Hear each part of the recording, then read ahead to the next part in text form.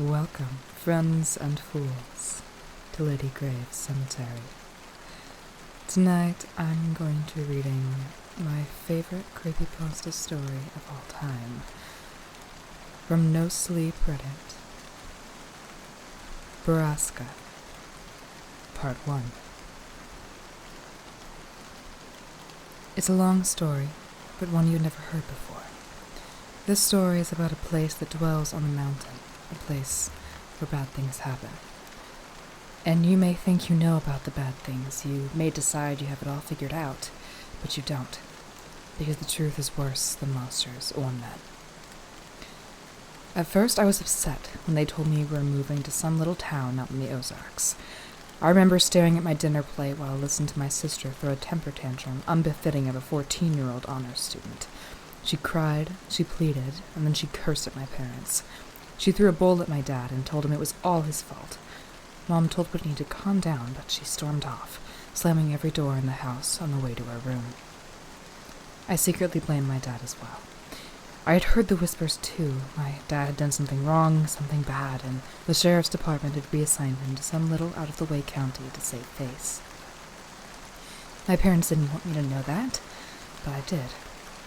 I was 9, so it didn't take me too long to warm to the idea of a change. It was like an adventure. New house, new school, new friends. Whitney, of course, felt the opposite. Moving to a new school at her age is hard. Moving away from her new boyfriend, however, was even harder. While the rest of us packed up our things and said our goodbyes, Whitney sulked and cried and threatened to run away from home. But a month later, when we pulled up to our new house in Drisking, Missouri, she was sitting right next to me, texting viciously on her phone. Thankfully, we moved over the summer, and I had months of free time to explore the town. When Dad started his new job at the sheriff's office, Mom drove us around the city, commenting on this and that. The city was much, much smaller than St. Louis, but also a lot nicer. There were no bad areas. And the entire town looked like something you'd see on a postcard. Drisking was built in a mountain valley surrounded by healthy forest land with walking trails and crystal-clear lakes. I was 9. It was summer, and this was heaven. We'd only been living in Drisking a week or so when our next-door neighbors came to introduce themselves, Mr. and Mrs. Landy and their 10-year-old son, Kyle. While our parents talked and drank mimosas, I watched the Landys' lanky, red-headed son as he hung out in the doorway, shyly eyeing the PS2 in the living room. Do you play?" I asked. He shrugged. "Not really. Do you wanna? I just got Tekken 4. Kyle glanced at his mom, who had just been handed her third mimosa. "Yeah, sure." And that afternoon, with the ease and simplicity of our age, Kyle and I became best friends. We spent the cool summer mornings outside exploring the Ozarks, and the hot afternoons in my living room playing the PS2. He introduced me to the only other kid in our neighborhood our age, a skinny, quiet girl named Kimber Tostara. She was shy but friendly and always up for anything. Kimber kept up with us so well that she quickly became the third wheel on our tricycle. With my dad at work all the time, my mom consumed with her new friendships, and my sister locked in her room all day, the summer was ours to take, and take it we did. Kyle and Kimber showed me where all the best hiking trails were, which lakes were the best and most accessible by bike, and where the best stores were in town. By the time the first day of school rolled around in September, I knew I was home. On the last Saturday before school started, Kyle and Kimber told me they were going to take me somewhere special, somewhere we hadn't been yet. The Triple Tree. "What's a triple tree?" I asked. "It's a totally awesome, totally huge treehouse out in the woods," Kyle said excitedly. "Whatever, Kyle. Come on, you guys. If there was a freaking treehouse, you would have showed it to me already." "Nuh-uh, we wouldn't have." Kyle shook his head. "There's a ceremony for first-timers and everything." Kimber nodded eagerly in agreement, her dark orange curls bouncing off of her tiny shoulders. "Yep, it's true, Sam. If you enter the treehouse without the proper ceremony, you'll disappear and then you'll die." My face fell. Now I knew they were making fun of me. "That's a lie. You guys are lying to me." "No, we're not," Kimber insisted. "Yeah, we'll show you. We just have to get a knife for the ceremony, and we'll go." "What? Why do you need a knife? Is it a blood ceremony?" I whispered. "No way," Kimber promised. "You just say some words and carve your name into the triple tree." "Yep, it takes like 1 minute," Kyle agreed. "And it's a really cool tree house?" I asked. "Oh yeah," Kyle promised. "Okay, I guess I'll do it then." Kyle insisted on using the same knife he used during his own ceremony, but we paid a price to get it. Mrs. Landy just happened to be home when her youngest son Parker, and despite Kyle's many objections, his mother insisted he take his 6-year-old brother with him. "Mom, we're going to the treehouse. It's only for older kids. Parker can't go." "I don't care if you're going to see an Exorcist movie marathon. You're taking your brother with you. I need a break, Kyle. Can't you understand that? And I'm sure your friends won't mind." She flashed Kimber and me a challenging look. "Right?" "No, not at all," Kimber said, and I nodded in agreement. Kyle made a loud, dramatic sigh and called his brother. "Parker, put your shoes on. We're leaving now." I'd met the youngest Landy several times before and found that he was as unlike his older brother in looks as in disposition.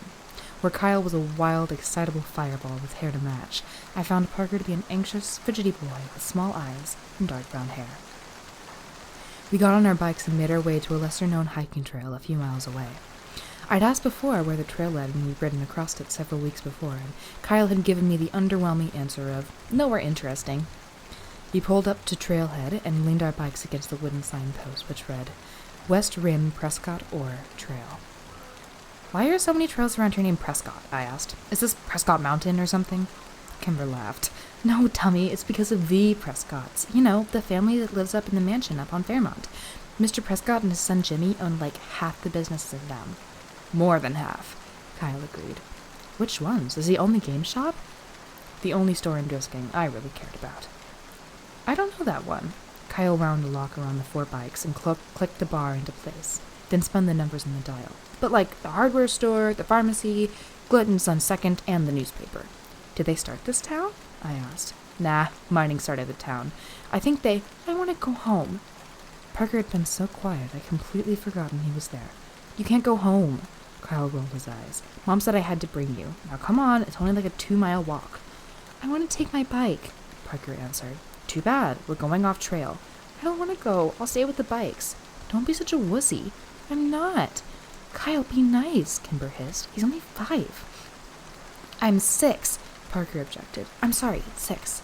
"You're 6, Kimber smiled at him. "All right, fine, he can hold your hand if he wants, but he's coming." Kyle turned and started up the trail. Parker's face fell into an undignified frown, but when the charming Kimber stuck her hand out and wiggled her fingers at him, he took it. Kyle was right, it wasn't a long walk, only a half-mile down the trail and then another half-mile walk on a well-tread path up the mountain.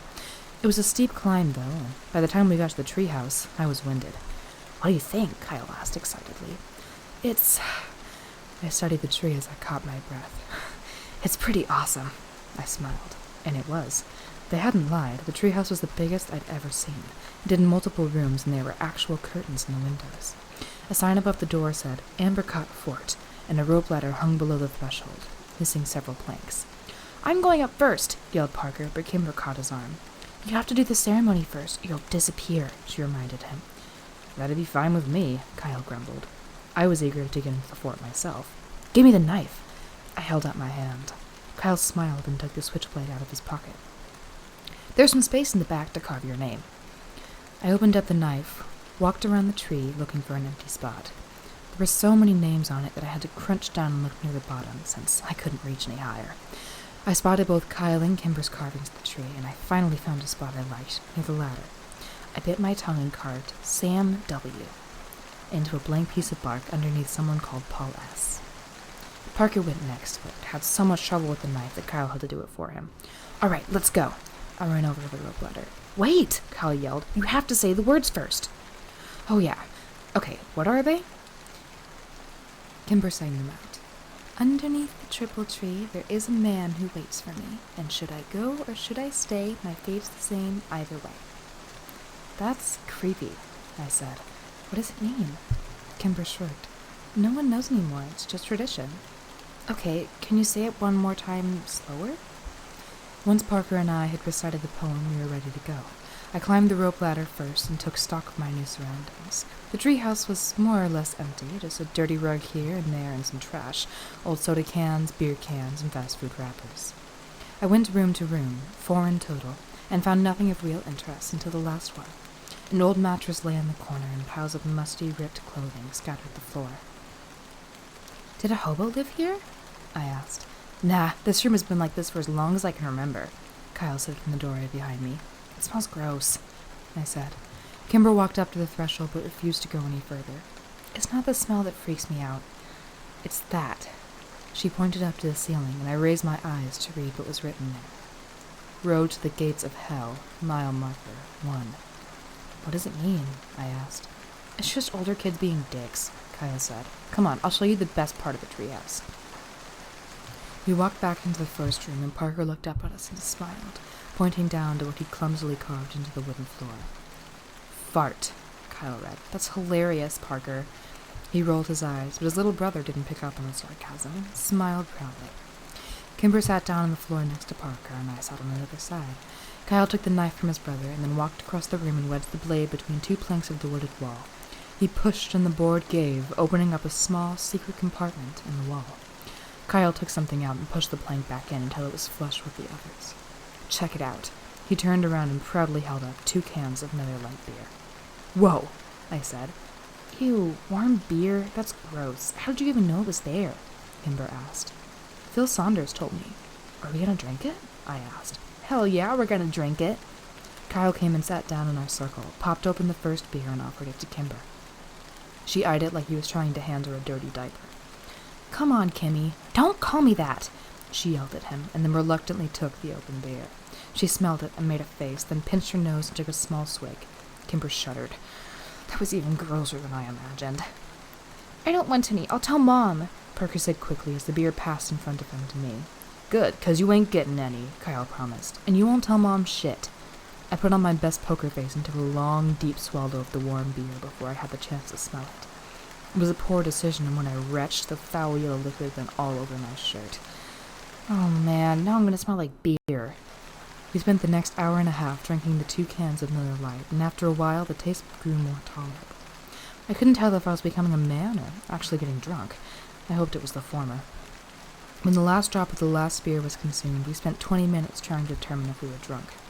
Kyle assured us that he was wasted. Well, Kimber wasn't sure. I didn't think I was, but I failed all our drunk tests. Kimber was in the middle of reciting the alphabet backwards when a loud, metallic grinding suddenly pierced the calm mountain air like a gunshot. Kimber stopped talking, and we spent a few minutes staring at each other, waiting for the noise to end. Parker curled into Kimber and put his hands over his ears. After what seemed like 10 whole minutes, the sound ended as suddenly as it had begun. What was that? I asked, and Parker mumbled something into Kimber's sweatshirt. Do you guys know? I tried again. Kimber stared at her feet as she crossed and uncrossed them. Well? It's nothing, Kyle answered finally. We hear it sometimes in town. It's not a big deal. It's just louder up here. But what's making that sound? Borrasca, Kimber whispered, without taking her eyes off her feet. Who's that? I asked. Not who, where, Kyle answered. It's a place. Another town? No, it's just a place in the woods. Oh. Bad things happen there, Kimber said, more to herself than me. Like what? Bad things, Kimber repeated. Yeah, don't ever try to find it, dude, Kyle said behind me, or bad things will happen to you too. But like what bad things? I turned around. Kyle shrugged and Kimber stood up and walked over to the rope ladder. We better go. I have to get home to my mom, she said. We climbed down the ladder one by one and then started the walk back to the trailhead in an unfamiliar silence. I was dying of curiosity about Borrasca, but couldn't decide if and what to ask about it. So, who lives there? Where? Kyle asked. Borrasca. The skinned men, Parker answered. Kyle laughed. Only babies believe that. Like, men who are skinned? Like their skin is gone? I asked excitedly. Yeah, that's what some kids say. Most of us stopped believing in that, though, when we turned double digits, Kyle said. I looked back at Kimber, who was still 9, like me, but she was staring down the trail, ignoring us. That seemed to be the end of the conversation. By the time we reached our bikes, the awkwardness was gone, and we were giggling, trying to decide if we were too drunk to bike home. School started 2 days later, and I'd completely forgotten about Borrasca. When my dad pulled up to the curb to drop me off that morning, he locked the doors before I could get out. Not so fast, he laughed. As your father, I get the privilege of giving you a hug and telling you to have a good first day at school. But Dad, I gotta go meet Kyle by the flag before the first bell. And you will, but give me a hug first. In a few years, you'll be driving yourself to school. Let me be your dad while I still can. Fine, I said, exacerbated, and leaned over to give my dad a quick hug. Thank you. Now go meet your friend. Your mom will be waiting here to pick you up at 3:40. I know, Dad. Why can't I take the bus like Whitney? When you're 12, you can take the bus. He smiled and unlocked the doors. Until then, I get to drop you off in the mornings. If you think it'll make you look cooler, you can ride in the back seat behind the cage. Dad, just don't. I threw open the door of his cruiser before he could say anything more and ran as he laughed behind me. Kyle was already waiting for me at the flagpole, and he'd found Kimber, too. Dude, you almost missed the bell, he yelled when he saw me. I know, sorry. Whose class are you in? Kimber asked. She was wearing a red sweater and leggings with frogs on them. Her curly orange hair was brushed into ringlets, and her lips were pink and shiny. She'd never looked prettier, and I was surprised to realize I had never really seen Kimber as a girl. Mr. Diamond's. Me too, she said cheerfully. Lucky, Kyle scoffed. I'm in Miss Taverty's. Only 2 fourth-grade teachers, and I get the crappy one. Kimber grimaced. Yeah, my mom had her when she was a kid. What's wrong with her? What did she say? Just that she's strict and gives out homework on the weekends. On the weekends? Fuck. Excuse me, Mr. Landy? I immediately recognized the tall man that had suddenly appeared behind the white-faced Kyle. So sorry, sir. I meant, dang. Kimber giggled. I'm sure you did, he nodded. Hi, Sheriff Clary. Even though I'd only met him a few times, I liked my dad's boss, and he liked me. Well, hello, Sammy. Were you excited for your first day? Sheriff Clary crossed his arms in front of him and widened his stance imposingly, but gave me a wide smile. Yes, sir, I said, and then added lamely, What are you doing here? I'm giving a presentation to the 5th and 6th grades about safety when walking to and from school. Yeah, he gives it every year, Kyle muttered. Cool, I smiled. Sheriff Clary nodded at me and then turned and walked away. I looked around, confused. Where's Kimber? She took off. She is annoyingly on time to everything. And then to illustrate his point, the bell rang. We both ran up the stairs and inside. I walked into class and saw that Kimber had saved me a spot next to her at the back. Mr. Diamond, a short, round man of 40 or so, nodded at me when I came in. Mr. Walker, I presume? Yeah, that's me, I mumbled as I rushed past him to the desk next to Kimber. Welcome to Driscoll Elementary, and for the rest of you, welcome back. Go Grizzlies! The class echoed a reluctant and subdued, Go Grizzlies! Kimber introduced me to other kids in the class throughout the morning. Most of them were nice, if sort of underwhelmed by me. They said their hellos and asked where I was from, and the conversation usually ended with an unimpressed, okay. A group of girls who sat near the front snuck looks at us all morning and snickered. I asked Kimber who they were, and she just shrugged. During our second break, they came up and talked to me. Are you friends with Kimber DeStaro? A tall, dark-haired girl asked me. Yeah? I answered, and looked over at Kimber. She was watching me with worried eyes. You related to her? No. I didn't think so, because you don't have orange hair. And I didn't know what to say to that. You don't have to be friends with her, you know, said the second girl with the oddly round face. I want to be friends with her. A third girl behind the other two snorted. She had pretty auburn hair and a rude, upturned nose. Well, if you do, you're going to be in the ugly kid group, the first girl warned. And once you're in that group, you can't leave it ever. Better than the bitch group, I said. Rude nose and round face gasped, but dark hair smiled. We'll see, she said, and the three returned to their corner of the room. I sat back down next to Kimber, feeling like a badass. It was the first time I'd ever used a swear word in front of anybody other than Kyle. What did they say to you? Kimber asked nervously. They said you're too pretty to be near them, and that you make them look gross, so we have to stay away from them. Liar, Kimber answered, but I could tell she was smiling. We met Kyle in the cafeteria at lunch, and he had nothing but bad things to say about his morning. Mrs. Taverty was old and mean, and she made everyone come up and say something about themselves, even though the class only had 14 kids, and they all knew each other. When the bell rang for recess, I went to throw my lunch away with Kyle, and I bumped into a kid I hadn't seen before. Hey, are you Sam Walker? The kid asked. Yeah. Oh, your sister is dating my brother.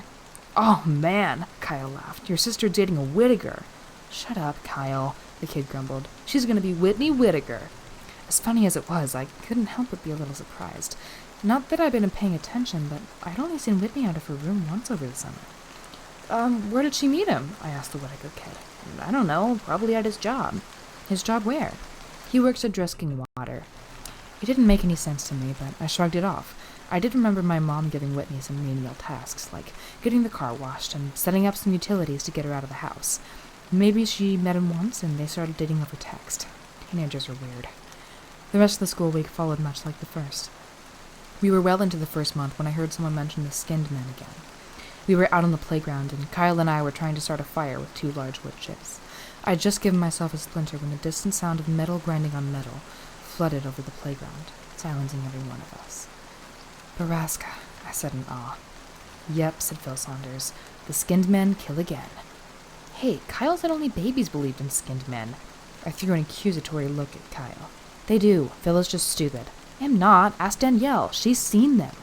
Phil scanned the playground and then yelled at a blonde girl tucking the rude nose. "Hey, Danielle, come over here." The blonde girl rolled her eyes, but came skipping over anyway. "What do you want? I told you Kayla doesn't like you, Philip." "No, tell them about the skinned men." Phil gestured to the air around us, which was filled with metallic scraping coming down from the mountain. "You tell them." "No, you saw them, so you tell them." "I didn't see them. Paige saw them." "Oh," Phil said, and an uncomfortable silence descended. "You guys are weird," Danielle said, before flipping her hair in our faces and leaving. "Who's Paige?" I asked when she was gone. "Her sister," Phil said. "Paige disappeared when we were like 5, Kale said. "After she saw the skinned men," Phil added.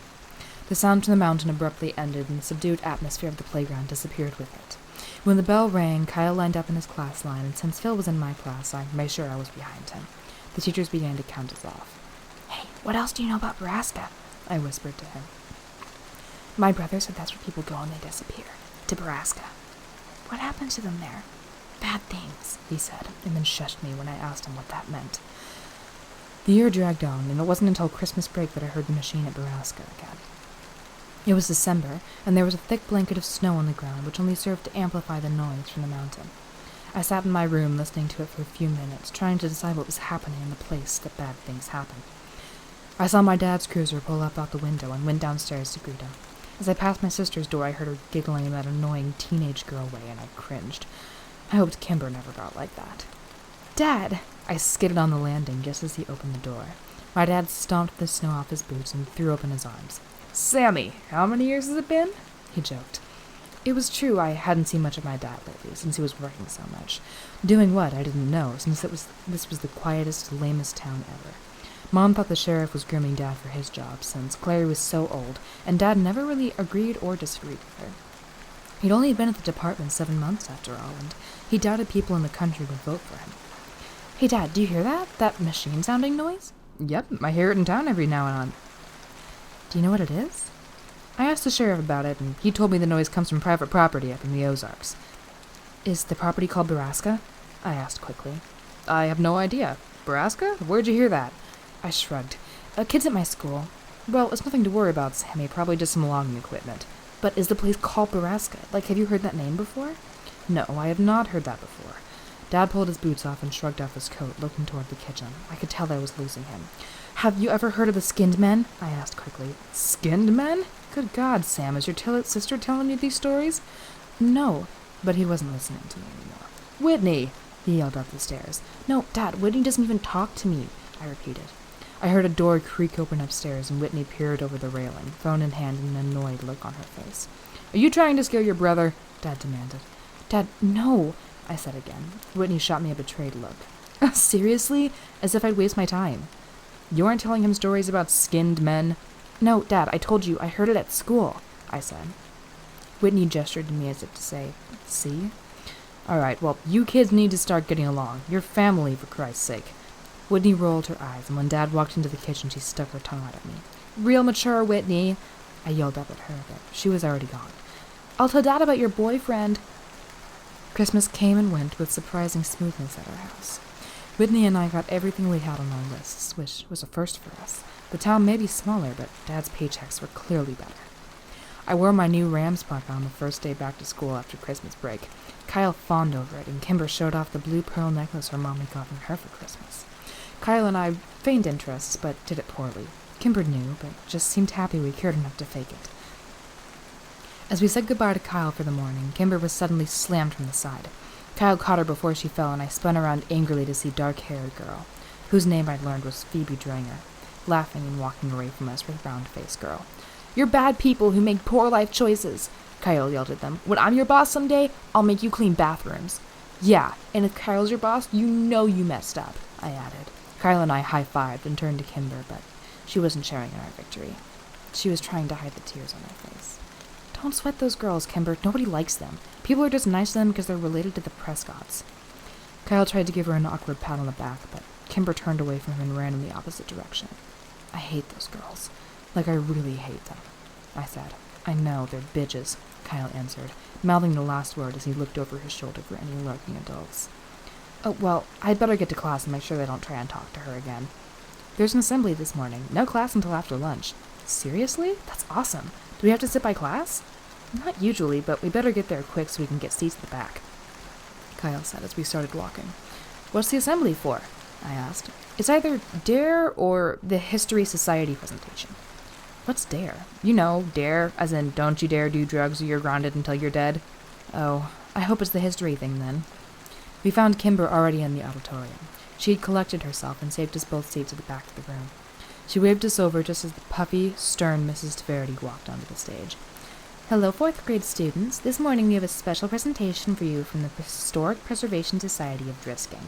If you have questions during the course of the lecture, please raise your hand. Like that'll happen, Kyle laughed. Now, I'd like to introduce to you Mr. Wyatt Dowding, Miss Catherine Scanlon, and, of course, Mr. James Prescott. What? Jimmy Prescott, not his dad? That's so weird, Kimber whispered. Dude, Thomas Prescott's in this presentation every year for like 20 years, Kyle said. It's definitely weird. It's not weird, whispered Mike Sutton from behind us. He leaned forward.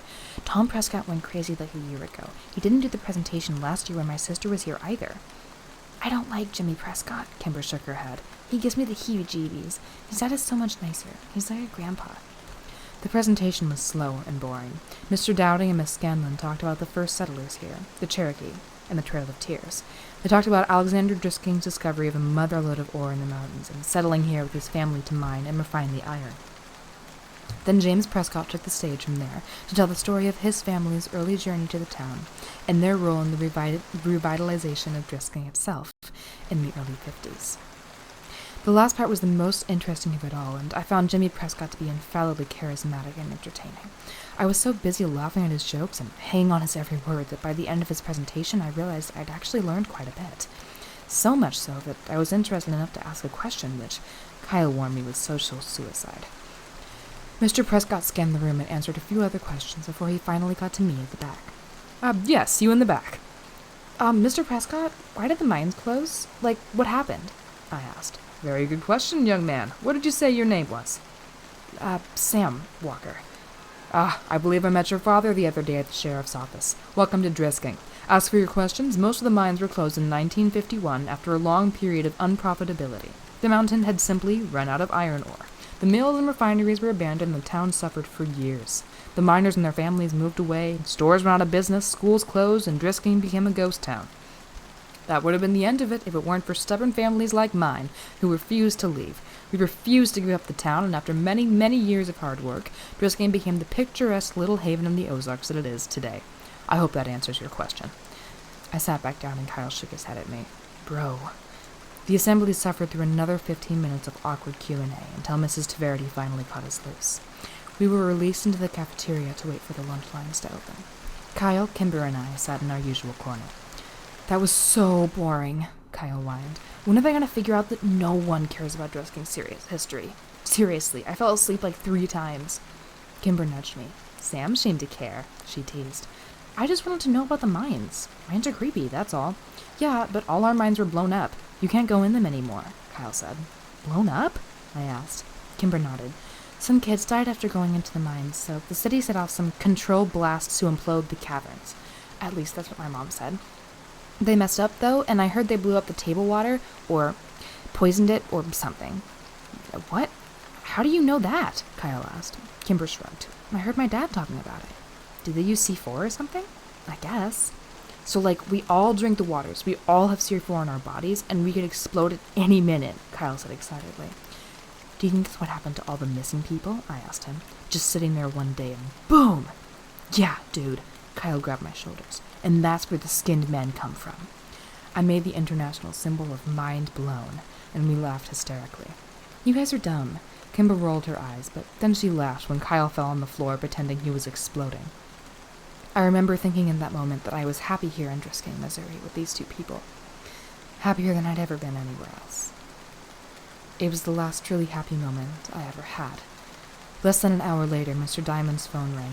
He exchanged a few quiet words with the person on the other end, his eyes flicking to and from my desk.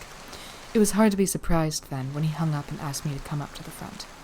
When I got there, he told me my mom was waiting for me in the office and I was going home for the day.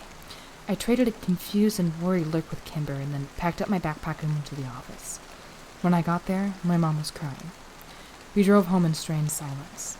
I was too afraid to ask what was wrong. Mom parked the car a block from our house, which was blocked in by several police cars. When an explanation didn't come, I broke the silence myself. "Is it Dad?" I asked quietly, holding back tears. "No, honey, Dad is fine," she whispered. "Then what happened?" "Whitney never made it to school this morning." Her voice broke over my sister's name. "Oh, no, Mom, I think she ditched," I said quickly. "I saw her leave this morning, and it was really early, like 6, and she was with her friends. Pete Whitaker and that kid Taylor. We all know about that, Sam, but they made it to school, and Whitney wasn't with them. They said she wanted to stop by the Circle K near Drisking High, so they left her there, and no one has seen her since."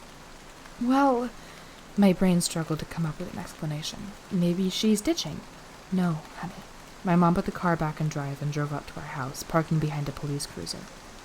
"The police, as well as your father, think that Whitney is with Jay. But she has a new boyfriend here. We found all her books on the floor of her room this morning, and half her clothes gone, along with some cash of your dad's. But right now, we think that she hitched a ride to St. Louis and that she's with Jay. The sheriff's office is trying to contact the boy's parents now." "Whitney run away?" Anyone who knew my sister knew she was prone to dramatics and empty threats. Plus, she was dating Chris Whitaker's older brother, Pete. I was sure of it. We walked up the steps and into a house filled with stale coffee and quiet murmurs. I tried to remember if Whitney herself had ever actually confirmed she was dating Pete, but I drew a blank. When we walked into the kitchen, I saw my father sitting at the table, staring at phone records head in hand. He looked up when I came into the room and gave me a weak smile. "Hey, buddy." "Dad, I have to tell you something." I felt a heavy hand on my shoulder and turned to look up at a solemn Sheriff Cleary. "Everything and anything you might know, son, no matter how trivial you think it is." I nodded and sat down at the table with my dad as my mom handed the big man a cup of coffee. "Here you go, Sheriff," she said, weakly. "Please, Mrs. Walker, call me Killian." My mother nodded and retreated back into a darkened corner to talk quietly with Sheriff Clary's wife, Grace. "What do you know, Sam?" my dad asked, as he rested his chin in his hands in a mock symbol of prayer, as though I may deliver him from his suffering. "Well, I heard Whitney had a boyfriend, that guy Pete Whitaker that she's been hanging out with, and I saw him and Taylor Dranger leave this morning before me." "What time did they leave?" asked the sheriff. "I don't know, like before 6. He nodded. "That matches the statements of Taylor Dranger and the Whitaker boy." My father's head sunk lower into his hands, and I knew it let him down. "But," I rushed, "I don't think she went back to St. Louis because she was dating Pete, and I don't think she wanted to be with her boyfriend back home anymore." "I understand that, son, but a teenage mind is a complicated thing. My officers are trying to get a hold of the boyfriend's family back in St. Louis." Clary nodded to my father. "Now, why don't you head up to your room and let us work, Samuel?" I looked up at him in surprise. "What? No, I want to stay down here. I can help." "No, son, there's nothing more you can do here. You've been a good brother. Now let us handle this." "But I can help." "You already have." "Dad!" I looked over at my dad with begging eyes. "Go to your room, Sam," he said quietly after a moment. I balked. "Dad!" "Now." I was so angry I did the only thing that I could have to make my rage known. I stomped upstairs, slammed the door, and then sat down on my bed in disbelief. The tears came then, and I laid there feeling helpless, worthless, and scared for my sister. I thought about all the places Whitney could be. Was she scared? Was she alone? Was she dead? When the sun began to set, I finally got out of bed and went to check my email. I was expecting lots of messages from Kimber and Kyle, but there was only one. Did she go to the treehouse? I sat staring at the computer screen for almost a minute. Kimber's words from last fall echoed in my brain. "If you enter the treehouse without the proper ceremony, you'll disappear, and then you'll die." I didn't buy that Whitney had gone to Circle K that morning, and I especially didn't believe that she'd hitchhiked out of town. Nothing they were saying downstairs made any sense if you knew my sister, but maybe this did. Maybe she and her boyfriend went to the treehouse to make out or something, and maybe he'd left her there. Maybe she'd gotten lost, or maybe the skinned man had found her. That was the worst thought of all. I didn't need to sneak out, because the police were too busy with my parents to care about me anyway. I snuck my bike out of the garage and rode the 3 miles to the West Cot, I didn't need to sneak out because the police were too busy with my parents to care about me anyway. I snuck my bike out of the garage and rode the 3 miles to the West Rim Prescott Ore Trail. When I got there, I saw 2 bikes already locked to the signpost and my 2 best friends sitting in the snow next to them. I knew you'd come, Kyle said when I pulled up my bike, and Kimber ran to hug me. I'm so sorry, Sam. There was really nothing for me to say, and they didn't push. Kimber took my arm and we started up the trail. The silence between us was stretched, but comfortable. We trudged through the snow, and all the while I searched for the telltale footprints of others, but the snow was coming too fast. The hike up the mountain was harder and wetter than when we'd come in the fall, and when Ambercott Fort finally came into view over the ridge, it was a welcome sight. The sun was getting low, and we hadn't brought flashlights. I fell as I ran up to the tree, calling my sister's name to the quiet wild. Kyle was right behind me, and I leapt impressively onto the rope ladder, climbing quickly up the planks. I kept calling Whitney's name, waiting for Kyle to yell that he'd found her, that there was at least some sign of her. And then I heard Kimber quietly say my name from where she stood at the triple tree. I ran over and tried to follow her eyes to confirm what I already knew was there. And when I found it, it was freshly carved near the top. Whitney W. My breath froze in my chest and my vision blurred with unwelcome tears. Then as the sun took its last desperate breath before plunging into the deep of the horizon, a deafening metallic whirl sang out from the wilderness and spilled down the mountainside.